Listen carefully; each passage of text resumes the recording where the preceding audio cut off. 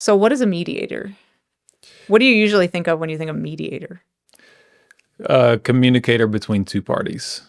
Yeah, usually because they can't communicate with each other. Yeah. Yeah. So fascia reflects the tone of our astral body. Yeah. Our soul. Our soul body. Yeah.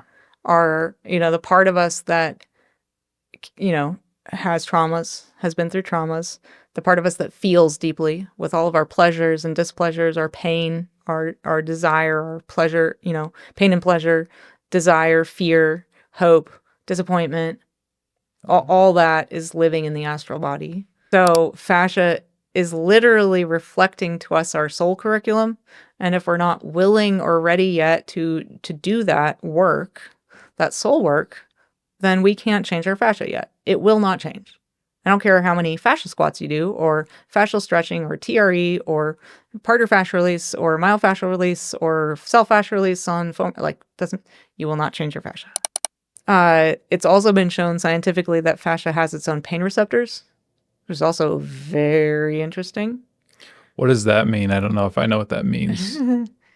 It means that fascia can give us pain that doesn't have the same kind of relationship to our brain as the nerves do.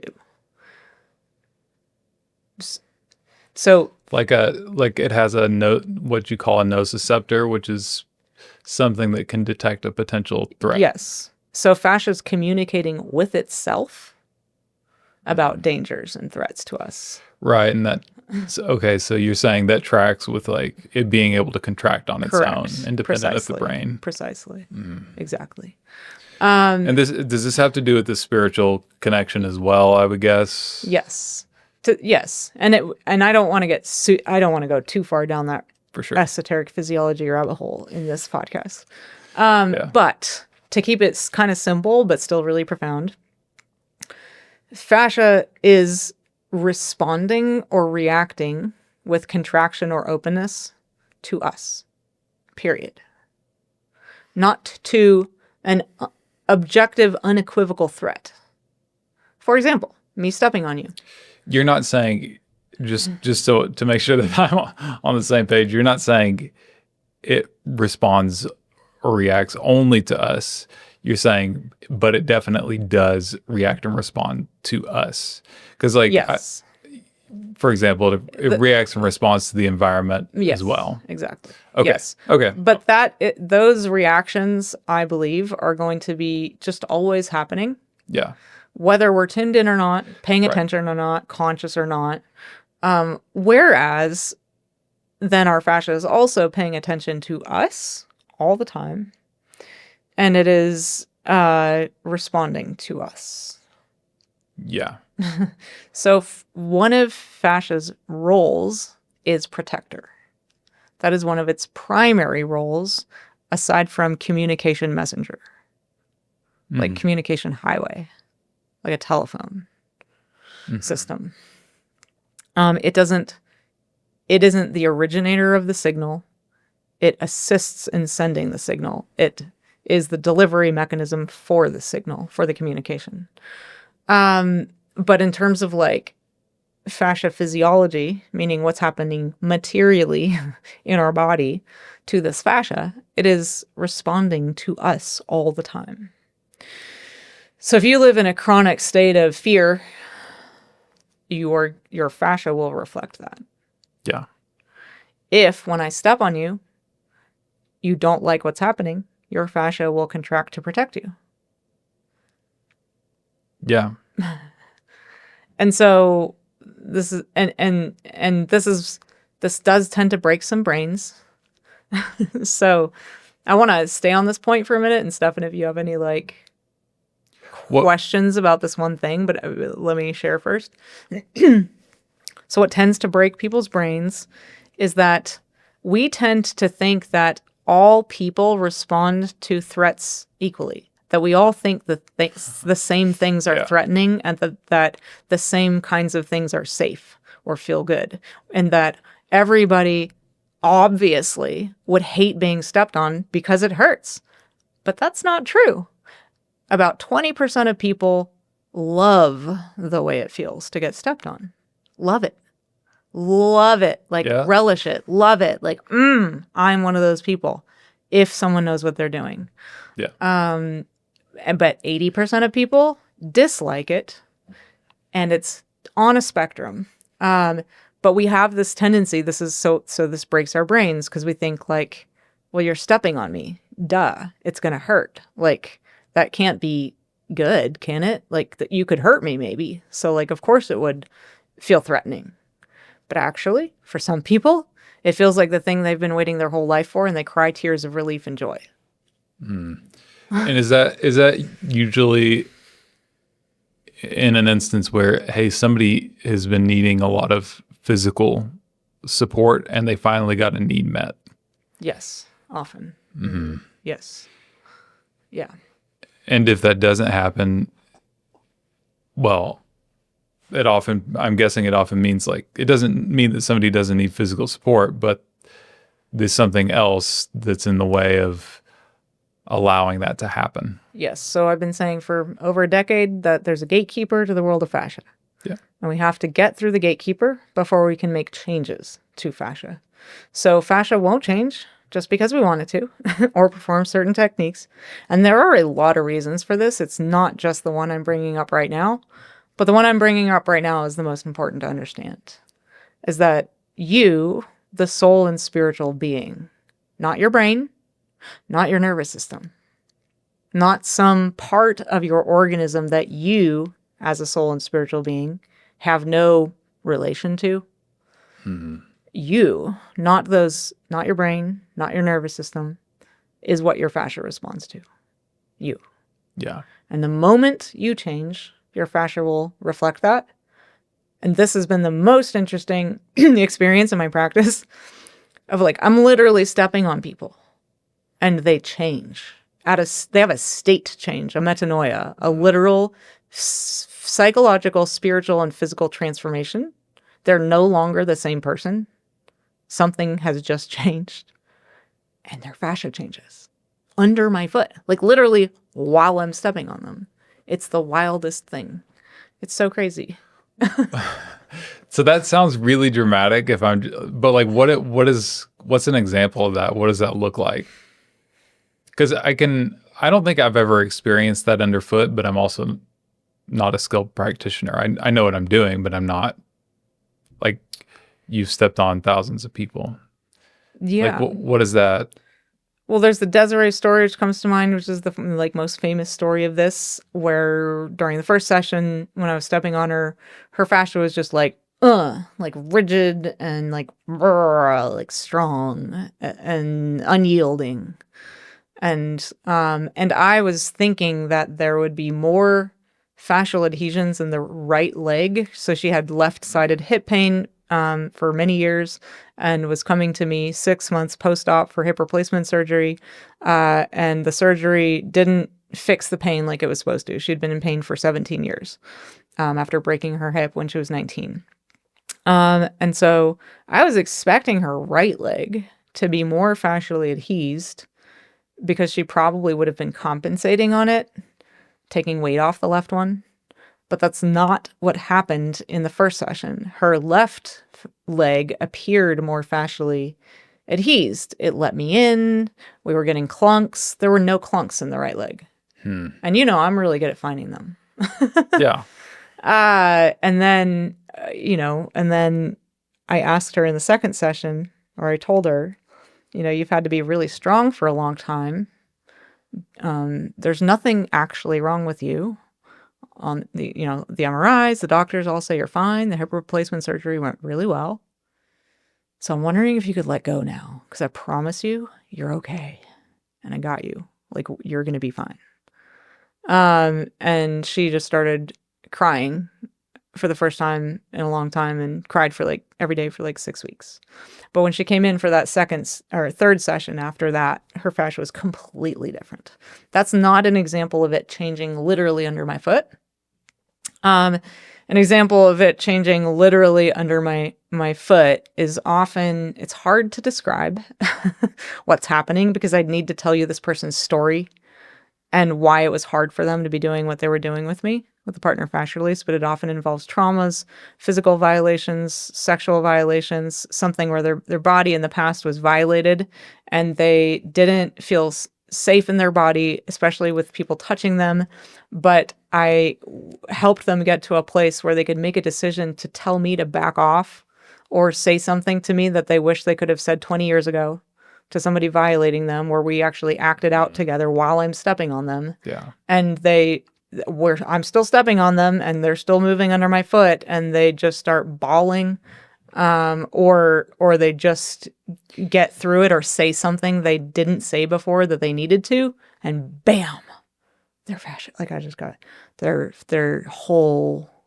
fascia just changes. It goes from tense and rigid and closed to open and pliable and receptive and malleable, but supple and strong. It's really wild. It's really wild. Yeah. And it's not like it became fully healthy. It just stopped. It stopped being the armor. I think the words you use to describe this is texture and tone. Like,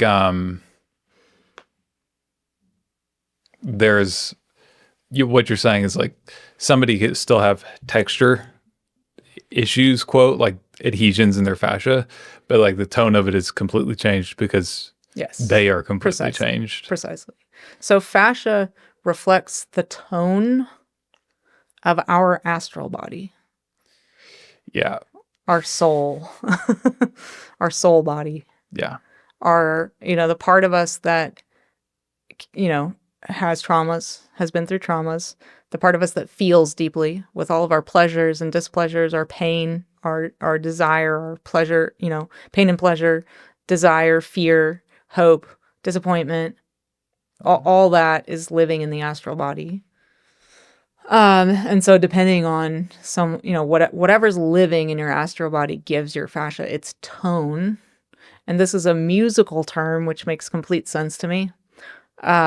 If you think about a musical instrument, fascia is not that different in some ways from like strings on an instrument.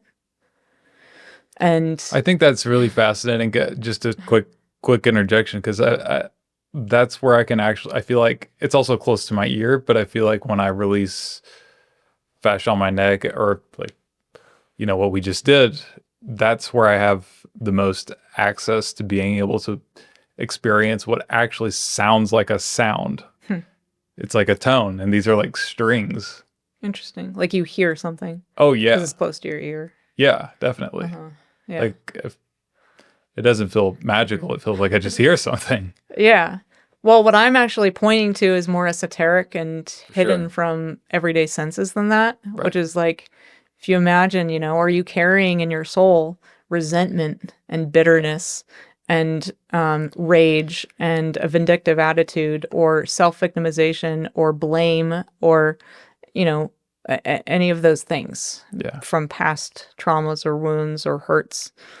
So whatever you're carrying there will give your fascia its tone. Yeah. And is it a beautiful song, or is it kind of an ugly one? And we all have beautiful songs and ugly songs. And I know what you're talking about, and because I've stepped on people, but it's not the same as what I just described, actually. So I probably confuse people by saying that, but it's not a sound.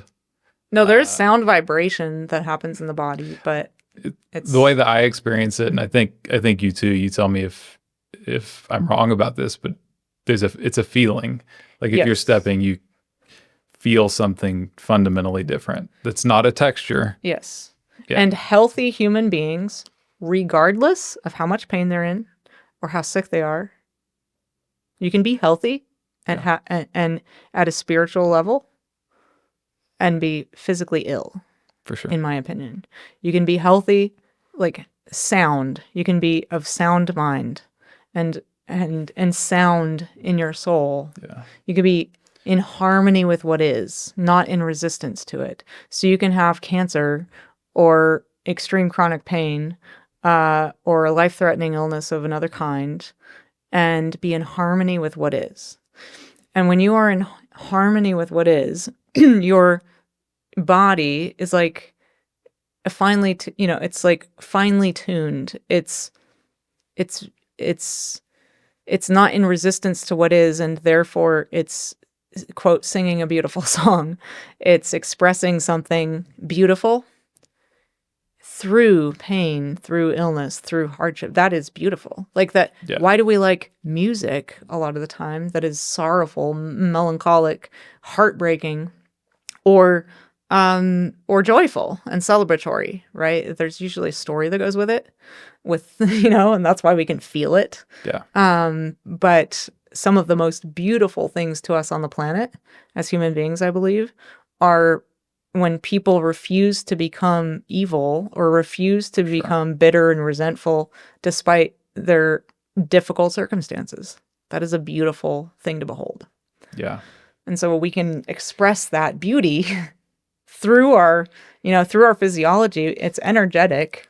And so there are energetics to this as well that are hard to describe, but you can, quote, see them with spiritual eyes, just not with your physical eyes. I keep thinking so much of Viktor Frankl when you're talking about, I was thinking about him earlier in this podcast too, when you're talking about putting things in their rightful place. And he has that beautiful quote that is, I think it's, if a man knows his why, he can bear almost any how. And I think that's beautiful when we see that. And it's also, that's things in their rightful place. Yeah. And I would guess if you stepped on him, that would be felt, Yeah. Yeah. So like, this is like the most important thing to know about fascia. This is why, like, I just roll my eyes and hope someday people wake up and stop clicking on things that are clearly clickbait and, designed to get your attention because you're hoping for some quick fix. Fascia isn't some magical cure-all. There isn't something you can do to your fascia that will just magically get everybody out of pain. So fascia is literally reflecting to us our soul curriculum. And if we're not willing or ready yet to do that work, that soul work, then we can't change our fascia yet. It will not change. I don't care how many fascia squats you do, or fascial stretching, or TRE, or parter fascia release, or myofascial release, or self fascia release on foam. You will not change your fascia. Yeah. It's a physical, spiritual law. So this is what I mean by fascia being a mediator between material and spiritual realities. It's making more sense now. Yeah. And I mean, that's just one aspect, right? So there's the spiritual human being. Like the minute you die, the minute I die, the minute we die, our fascia won't contract anymore because we're scared, because we're not there. Yeah. It takes a human being, a soul, and spiritual human being feeling fear for fascia to contract to protect us. It takes a living human soul and spiritual being inhabiting a body who is feeling the fear of disappointment for fascia to reflect that, or the fear of freedom, or the fear of pain, or whatever the case may be. It's usually it's a fear. Usually, how do you make sense of someone, like, you've probably heard the stories of whether it's an animal or human being who has died, there being like involuntary contractions. Ooh, that's interesting. Like the way that I think about that on a spiritual level is that's the etheric body still showing up through the fascia and contracting. Yeah, but what actually I just thought of was like, yeah, but it also may be it trying to leave. Oh, like the spiritual aspect of the human being leaving the body. The etheric body, yeah, is trying to exit. Oh, because it supposedly takes 3 days. Right. I didn't know that we were going to get into Christian esotericism on this podcast, but yeah, the Christ story, 3 days. Yeah. Yeah. Okay. Yeah.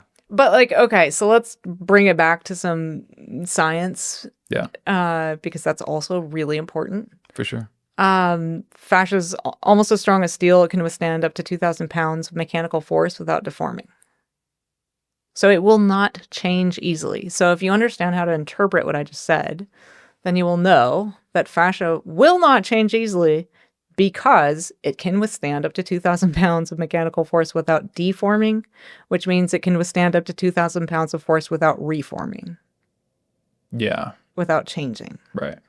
And so it takes a lot of force to change fascia.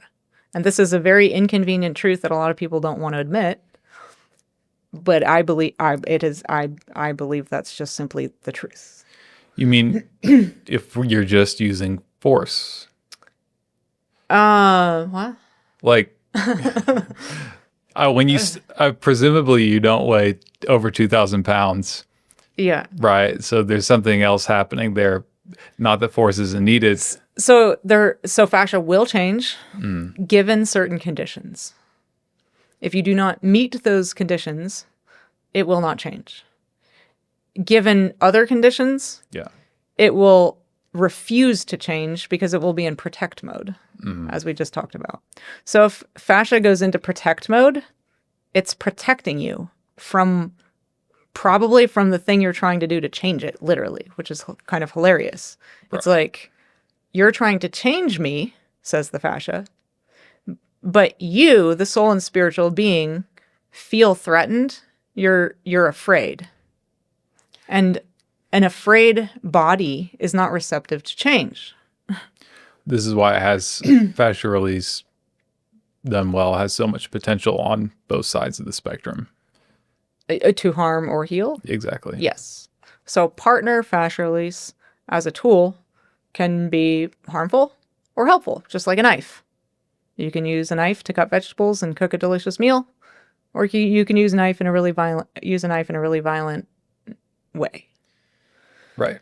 And so yeah, I mean, but this is something people like. Maybe I'll just take this opportunity to, address a few myths about fascia. I'll try to do it fast because I'm not that interested in lingering on that. For sure. But like, there are people out there who say that the only way to change fascia is to be gentle.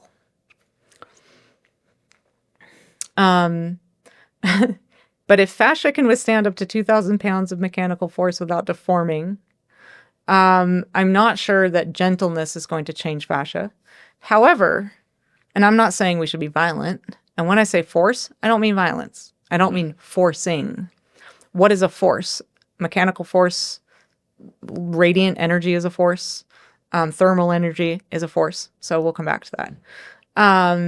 But yeah, there are a lot of people that say you have to work with fascia really gently and really, slowly. And if you don't do that, you'll damage it, or typically I think what's said is that the nervous system will kick in and go into a fight or flight response, and then you won't change the fascia. Oh, well, I would agree with that. If a person is going into a fight or flight response, fight, flight, freeze, fawn, yeah, we're not probably going to be changing the fascia unless we harness the fight response and use it to change the fascia. Unless we harness the fleeing response and use it to change the fascia, which is what I described a little while ago, which is when I invite my clients who have told me their story and their traumas, and we're doing this, it's consensual, it's voluntary, I've guided them through this process, it's not a shock, it's not a surprise, where I'm stepping on them and they're going into a fight response or a flight response, instead of doing what they always used to do and trying to flee the situation or fight the perpetrator, the person that's the memory is getting called up as I'm stepping on them. They do or say something that they didn't do before. Yeah. They tell me, get off. I've invited them to do that, and then I immediately get off. And they have a state change. It's like Yeah, not everybody, but like it's really powerful. So and then they're receptive to that, opens the door. That's like the secret code that unlocks, that allows me to turn off the alarm system that has been going off in their house when I try to step on them and change their fascia. So we've just disarmed the house, and now I can get in there and actually change their fascia with them. So there's a lot coming up for me around that. One thing that's coming to mind is, and I've never really had this thought in relation to your approach to working with fascia, but it's almost like the physical intensity of it sort of mirrors the emotional intensity or the psychospiritual intensity needed to actually create a long-term change. In other words, so you gave the example earlier. It's like if I'm in a fight with my partner, well, probably my fascia is going to reflect that if I just rush to get somewhere. And I think that's probably why so many people in this world say like it needs slow and gently, and because obviously after you get a massage, you're more relaxed than you are after a fight with your partner. And your fascia will reflect that. But that doesn't mean it's a long-term change. Well, it doesn't mean you change the fascia. Well, it does for a minute. No, it has to do with the tone. So like you're well, okay, so help me understand this, because you're saying somebody can come in when they're under a lot of stress, for example, and their fascia can feel a certain way, and then they can come in relaxed and their fascia can feel completely differently. Yes. But it's not fundamentally changed. Yes, that's what correct. You're saying. It's just kind of like that's what I'm getting. It's like me. I'm not right now. I look a certain way. I have a certain degree of tension in my body or laxity. But if suddenly I was like, like I'm gonna feel my fascia is gonna feel very different. Yeah. But it didn't fundamentally change. The adhesions didn't suddenly appear. That have been there a long time. They didn't disappear. They didn't, like the actual state of my fascia just got temporarily changed through tone or posture or muscle contractions or whatever. You didn't actually have a change of heart and mind, metanoia, and then your body reflected that. Well, what we're kind of skating on the top of here is like how the soul and spiritual being affects whether fascia is in a completely open and receptive state. Yeah. Versus closed to protect, contracted to protect. If fascia, so those are states. So just like, it's a soul and spiritual state of being to be angry versus to be in joy or gratitude. But you're still the same person. So fascia is still fascia, and your fascia is still pretty much the way it is, materially speaking, or from a shortness or long, is it short? Is it long? Where are the densities? For the most part, all of that is still the same. Yeah. The only thing that has changed is you. You're angry right now versus happy. In a temporary fashion. Yes. Yeah. And so when I'm stepping on people, I'm only going to know what's objectively and historically really true about a person's fascia when they're completely open and receptive, and there's no reactivity, and there's no react to protect, there's no contraction of the fascia to protect, and there's no soul and spiritual stuff in the way. Which is really rare. Again, it's about 20% of people. Not really rare, but it's not the norm. And it's not that those people are an enlightened Buddha per se. It's just that whatever it is that's in their soul and spiritual nature, like what is different about those people? They're not afraid of anything that's in there. There's no memory they haven't confronted usually. They're not afraid of their feelings. It doesn't mean they don't have stuff to work on. Yeah. It's just like all on the table for them. It's like not hiding in the closet. Integrity. Yeah. Yeah. But okay. Yeah. And there's obviously a gradient because there are people who are in integrity and don't like the way it feels to get stepped on who get out of pain. But then there are people who are in integrity and and aren't afraid of any feelings. And that is a person who is open and receptive. Yeah. If you're unafraid of all feelings, so there's no feeling on earth you're afraid of, no sensation, no emotion, then you're going to have really open, pliable, receptive fascia that will only really contract when you're actually in danger. Right. Like a car accident, or if I'm a really bad practitioner who doesn't know what I'm doing, your body will, your fascia will contract to protect you from that, even if you're that kind of person, and you would want it to. Right. Because in some ways it's no different from a car accident. Like it's a physical thing. Yes. Yeah. And so that is one of fascia's jobs, is to protect us, to protect everything it coats, which is what? It's our bones, it's our muscles, it's our organs, it's our nerves. So one of fascia's jobs is to protect all those things. When those things are exposed to the world, they're in danger. When you get cut open, your organs are now, if it's in your viscera, you're in danger. If it's, anywhere else, you're in danger of bleeding out. Your blood vessels are now cut open. Your fascia isn't protecting it. You're in danger, It's like, so fascia, one of fascia's jobs is to protect all those things. Yeah. That's why it's as strong as steel. Right. Those other things are not as strong as steel. Muscle fiber, not as strong as steel. Nerves, not that. What do they? I don't even know. Like, what kind of mechanical stress could it withstand on its own if it wasn't coated in fascia? Yeah. So, I feel like we kind of wandered our way around that, but you started that thread by saying, fascia won't change just because we want it to. It's actually can withstand 2,000 pounds of force without deforming. So the point I was trying to make is that there are two aspects to this, to learning about fascia, to know how to really work with it: the material reality, and the spiritual reality. But then you have to also understand how they impact each other. So the spiritual reality we've been talking about affects the material. Yeah. Does the material affect the spiritual? Sure, but not as much.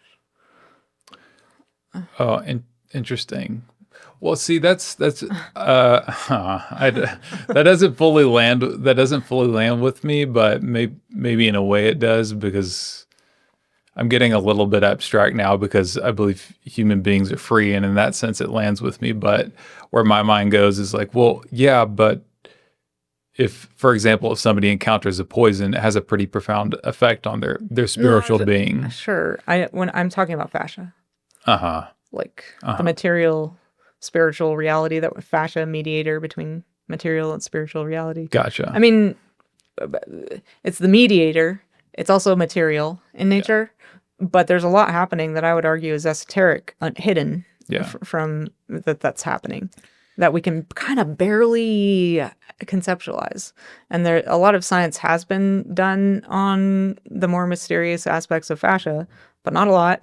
And I kind of look at it with I take it with a grain of salt, because I prefer to do living science and learn from living fascia. But yeah, so there's a lot to fascia, I believe, that we still have yet to discover. So one of maybe I want to share this because it has to do with the nervous system and the human soul, which is that, that mediator. So this is one important thing to share about fascia. So we have nerves in our body everywhere. And signals are sent, electrical signals, from the nerve to the brain. Those electrical signals have to leap from the nerve into the fascia. And then that electrical signal travels through the fascia, through the extracellular matrix part of fascia, to the brain. Okay. What's sending the signal is my question. Rhetorical. So there's a nerve that sends a signal. Okay. It's very abstract. Like, I've never seen a nerve in real life. Yeah. So we're going to unpack this on Living Science podcasts in greater detail. But our nerves are constantly so I wanted to bring this up because too often today we're talking about the nervous system in ways that to me don't align with reality. Right. And there are many people out there teaching nervous system regulation. And again, to change the fascia, you have to quote, regulate the nervous system. And so there's this idea out there that your nerves and your brain control your physiology. And I don't want to get too deep into that today. I just wanted to share, though, that nerve signals leap from the nerve into the fascia, travel through that fascial system or matrix to the brain so that we can feel and perceive reality. Okay. So like the sense of touch. I have nerves in my hand. I'm touching this table. Sensation is happening in my fingers that is getting sent. You're saying to my brain. The way that I'm processing that. Let's see if I'm holding it in the same way that you are. It's like we have sensory experience, and the way that sensory experience gets translated into something that we can feel and think about is through nerves, and then fascia, and then the brain. Yes. Basically. So we can intercept those nerve signals by working with fascia. So whatever's happening in the fascia when I'm stepping on it, I know what's gonna, what kind of signals being sent based on what's happening in the fascia. But then there's what the person does with that information, how they think about it, what are they perceiving? What you perceive when I step on you is going to be very different from what someone else does. Mm-hmm. And yet, most people assume that everyone perceives the experience exactly the same way. Yeah. That's definitely one of the most interesting things. Yeah. I mean, I've been around it long enough, so it's at this point, so it's obvious that that's not true. But it still sort of surprises me how many people that's like the default assumption. Yeah. Yeah. But that's an example, though, then of fascia being the mediator, in my opinion, between material and spiritual realities. Mm. Because, so what is a mediator? What do you usually think of when you think of mediator? Communicator between two parties. Yeah, usually because they can't communicate with each other. Yeah. Yeah. Very interesting, right? Mm-hmm. That's why this makes sense to me. Mm-hmm. So I feel like a mediator often when I'm working with clients between that person and their body. Mm-hmm. I'm mediating the experience, the exchange of information. I'm telling them what I notice in the fascia under my foot and what I'm feeling. But then I'm asking, what do you notice? What do you feel? What do you think? How are you perceiving this experience?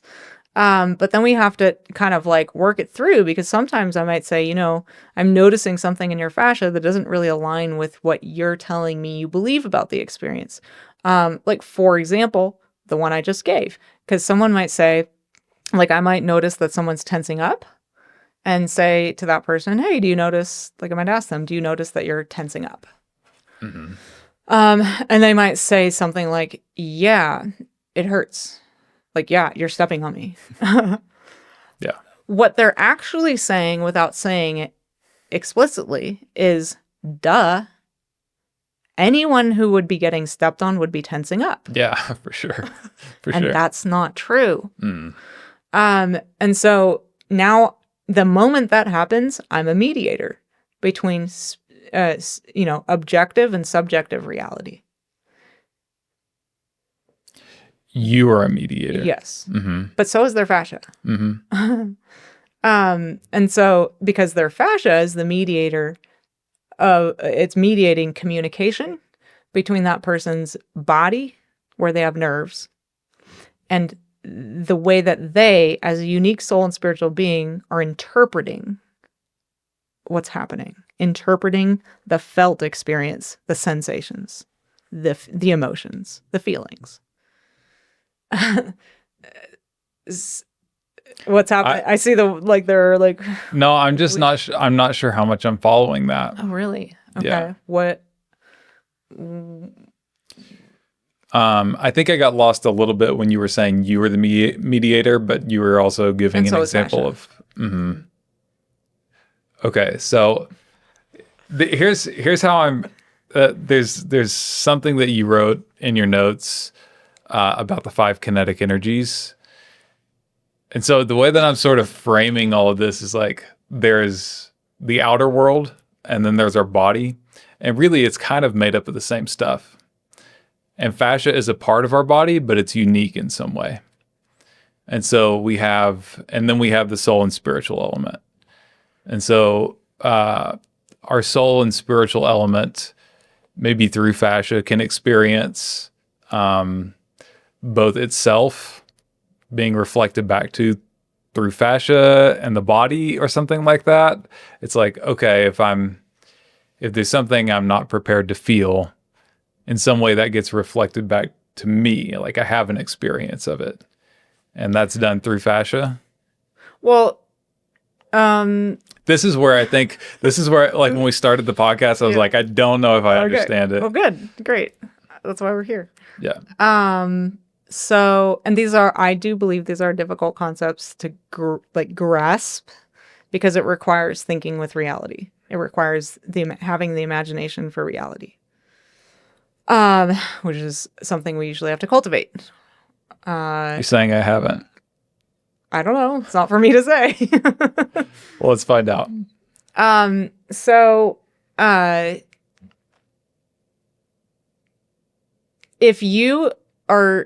I step on you, let's say you're my client, and our experience together are the only experience you ever have of fascia release. Fascia won't teach you anything except about you. Just stay with me for a minute. Okay. So if you can try to follow one puzzle piece at a time. Okay. You may learn a lot about you, right? But for example, you might be someone, let's just pretend you're someone who believes that everybody who gets stepped on should, and does react exactly like you do. No amount of me trying to convince you otherwise is going to change your mind, perhaps, until you see other people react differently or hear their testimony. So fascia becomes a teacher about human nature when we start sharing stories. It's only going to be the true mediator between material and spiritual realities when we take it out of the context of a private session and talk about it more publicly and more widely. And think about it outside the context of the narrow confines of like our subjective experience. I get what you're saying. When you put a bunch of different examples on the table, we get to see what's objective and what's subjective. Yes. Now, you, in this hypothetical situation, if you're my client, might have the experience of going through a transformation with me where suddenly it feels very different to get stepped on and you might even like it. And then eventually it feels like nothing because healthy fascia doesn't hurt when it's stepped on. And we, with partner fascia release, can get your fascia optimized. Yeah. So at that point, you might start to believe me that, oh, well, what actually was going on when I hated the way it felt to get stepped on, and I made the assumption that everybody would hate it because it hurts and because I'm getting stepped on. When you start to have the experience of enjoying it, you're having a metanoia, you're having a change of heart and mind, a state change. You're starting to realize my self-centered assumptions were incorrect. Hopefully. Yeah. What I thought was reality was subjective. Exactly. Precisely. Okay. So that's one way that fascia is a mediator between the material and spiritual human being. Okay. It reflects to us what's subjective and what's objective about our own experience. Yes. That's how I process that. And it shows you, if you take that experience and place it alongside other people's experiences and see that you're different, it shows you that human beings are unique and different. And let's just, because this will be easier for comparison, say I'm the person stepping on all these people. That way that variable stays the same. Yeah. And so I'm stepping, let's say I line 10 people up and I step on all of them. This is what happens in our immersions. Right. And everybody has a different experience when I step on them. For sure. Literally everybody. For sure. That's always true. But this is why I'm not bored. Like everybody has a different experience. Every single person. And so it's the human being living in the body that makes it interesting and that determines what happens. And so, but that most people, again, are thinking materialistically. This is the point I'm trying to get at, like making one point at a time with you here, is that most people are thinking, this is my material body, my physical body. You're stepping on it. Therefore, it would make sense that it would hurt me and everyone else. Right. To be stepped on. Right. When somebody punches me, it hurts. Precisely. It hurts everybody. 100%. Correct. Thank you for bringing, like, yes, exactly. Okay. That's not true, though. Now, I don't necessarily want to sit here and argue whether some people enjoy getting punched in the face, but I think that some people do. Yeah, for sure. And some people really don't like it. You won't hear an argument from me on that. So pain and pleasure are highly individual experiences. Fascia is one thing that can teach us this. It's not the only thing, obviously. But it's so important to understand when you start to work with fascia, because learning how to work with the human being is, if you're a practitioner, is what will actually open the door to you being able to change fascia with people. Because otherwise you're probably going to have the experience I had, which is that 80% of people don't like the way it feels, go into protect mode. And if you don't know how to work with those energies of protection, nothing's going to happen. They won't feel any different. They won't feel any better. They might even feel a little sore and a little worse for wear. Rather than helped and feeling better or getting out of pain or feeling light and buoyant and, all the things that are possible to feel. Tracking. Yeah. So, are you kind of getting that? So, yes. I think this is my very linear mind just trying to put things into buckets and maybe they don't fit exactly. But what I also hear is okay, fascia is a mediator. I think it makes sense to me now, and this is how I'm processing it. It mediates in a way between me and me. It reflects me to me. Yes. And it also reflects my body to me. Correct. Or it mediates what's happening in my body to me. Precisely. And the first one that you mentioned, reflecting you to you, is what most people don't want to do. They don't want to see it. They don't want to admit it. They just want to think everybody's going to react like this. It's a material reality. It has nothing to do with me, the individual. Well, but it does. It has everything to do with you, the individual. Yeah. Yeah. So it's a mediator between the material body and the spiritual human being inhabiting the body. Right. It will show you who you are at a soul and spiritual level.